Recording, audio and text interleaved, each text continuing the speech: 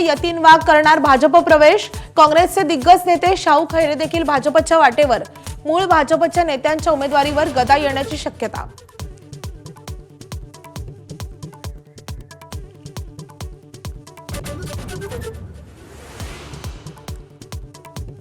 भाजपकडून शिंदेंच्या शिवसेनेला मुंबईत 70 जागांचा नवा प्रस्ताव। शिंदेंची शिवसेना मात्र 100 जागांवर ठाम असल्याची माहिती। भाजपकडून स्पष्ट नकार।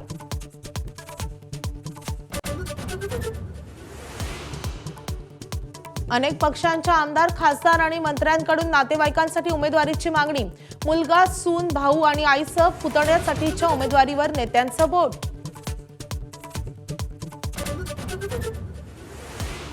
गोपीनाथ मुंडेंशिवाय कोणत्याही भाजप नेत्यानं मराठी माणसांसाठी काहीही केलं नाही, राऊतांचा निशाणा।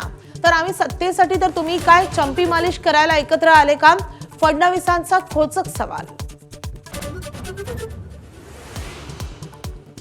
चंद्रपुरात सुधीर मुनगंटीवारांना पक्षाकडून ताकद नाहीच। किशोर जोरगेवारांची निवडणूक प्रमुख पदावरून गच्छंती।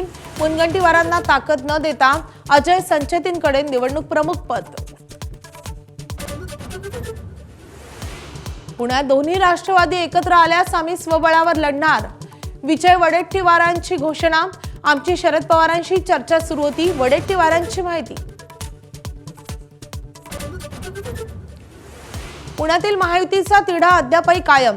मुरलीधर मोहोळ, चंद्रकांत पाटलांसह स्थानिक नेत्यांची 9 तास खलबत। युतीचं ठरलं, पण जागांचा आकडा अजूनही निश्चित नाही।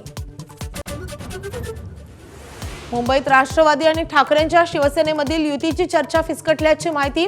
जागा वाटपावर तोडगा न निघाल्यानं राष्ट्रवादी दुखावल्याची चर्चा, तर काँग्रेससोबत हात मिळवणीसाठी पवारांची चाचपणी।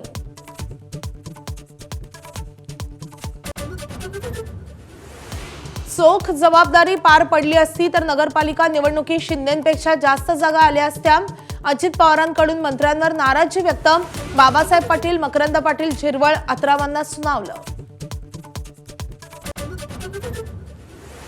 उद्धव ठाकरेंचं निवासस्थान असलेल्या मातोश्री परिसरात दुसऱ्यांदा ड्रोनच्या घिरट्या।